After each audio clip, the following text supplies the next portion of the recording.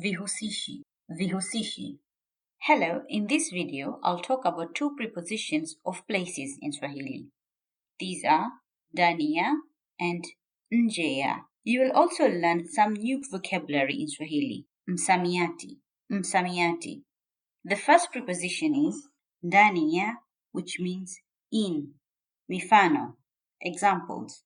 Bisi zimo ndani ya bakuli la kigae. Bisi zimo ndani ya bakuli la kigae. Bakuli la kigae. Bakuli la kigae. Bisi. Bisi. Mayai yamo ndani ya kikapu. Mayai yamo ndani ya kikapu. Mayai. Mayai. Kikapu. Kikapu. Ndani ya also means inside. Mifano. Nataka kukuonesha kitu ndani ya nyumba. Nataka kukuonesha kitu ndani ya nyumba. Kitu. Kitu. Sina hamu ya kufahamu kinachoendelea ndani ya kichwa chako. Sina hamu ya kufahamu kinachoendelea ndani ya kichwa chako. Hamu. Hamu. Nguo zako zimo ndani ya draw. Nguo zako zimo ndani ya draw. Draw. Draw. Nguo. Nguo. Ndani ya also means within. Mifano. Ticket zitakufikia ndani ya wiki moja. Ticket zitakufikia ndani ya wiki moja.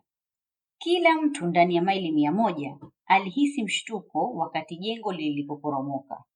Kila mtu ndani ya maili 100 alihisi mshtuko wakati jengo lilipoporomoka. Mshtuko. Mshtuko.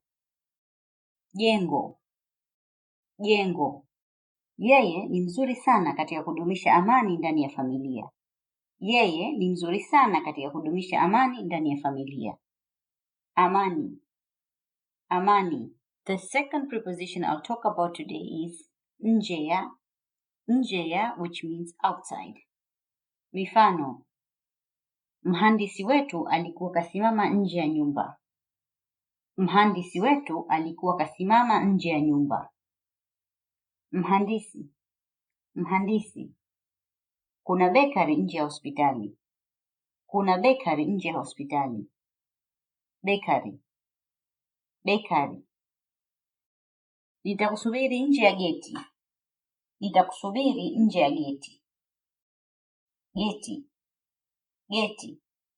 To know more about prepositions in Swahili, check out this video.